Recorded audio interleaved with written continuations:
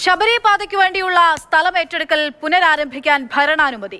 കോട്ടയം, ഇടുക്കി, എറണാകുളം ജില്ലകളിൽ ഭൂമി ഏറ്റെടുക്കലിനാണ് ഭരണാനുമതി നൽകിയിരിക്കുന്നത്. ജെയിനസ് രാജു വിവരങ്ങളുമായിട്ടുണ്ട്. ജെയിൻ, എങ്ങനെയാണ് നടപടിക്രമങ്ങൾ?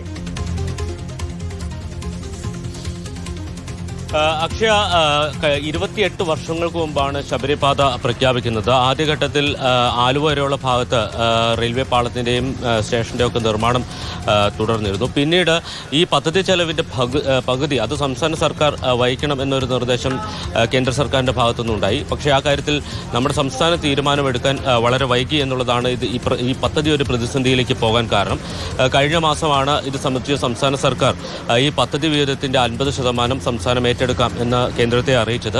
കിഫ്ബിയിൽ നിന്ന് ആണ് ഈ പണം അനുവദിച്ചിരിക്കുന്നത്. അതിൻ്റെ ഭാഗമായിട്ടാണ് ഇപ്പോൾ ഈ ഭൂമി ഏറ്റെടുക്കലിന് ഭരണാനുമതി ലഭിച്ചിരിക്കുന്നത്. നമുക്കറിയാം, ഈ പദ്ധതിക്കായി പല സ്ഥലത്തും സർവേ നടത്തി കല്ലിട്ട് പോയിട്ടുണ്ട്. അപ്പോൾ പലർക്കും ഭൂമി ഏറ്റെടുക്കാത്തത് കൊണ്ട് തന്നെ അവിടെ ഏതെങ്കിലും രീതിയിൽ നിർമ്മാണ പ്രവർത്തനം നടത്തുന്നതിനോ അത് ഉപയോഗിക്കുന്നതിനോ ഒക്കെയുള്ള പ്രശ്നങ്ങളുണ്ടായിരുന്നു. പല വീടുകളും ഈ കഴിഞ്ഞ 28 വർഷമായി അറ്റകുറ്റപ്പണികൾ നടത്താൻ പോലും കഴിയാത്ത ആളുകളുണ്ട്. അവരെ സംബന്ധിച്ച് ഏറ്റവും ആശ്വാസകരമായിട്ടുള്ള ഒരു കാര്യമാണ് ഇപ്പോൾ ഉണ്ടായിരിക്കുന്നത്.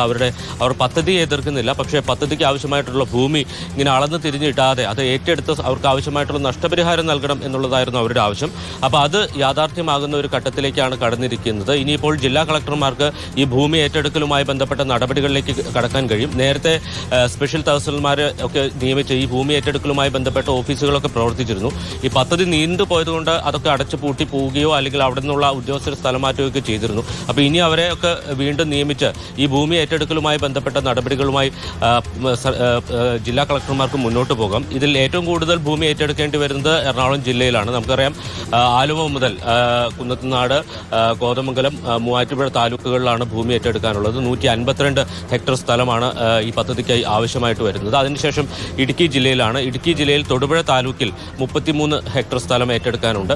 അതിനുശേഷം മീനച്ചിൽ, അതോടൊപ്പം തന്നെ കാഞ്ഞിരപ്പള്ളി താലൂക്കുകൾ. ഈ കോട്ടയം ജില്ലയിൽ രാമപുരം വരെയാണ് ഈ കല്ലിട്ട് പോയിരിക്കുന്നത്.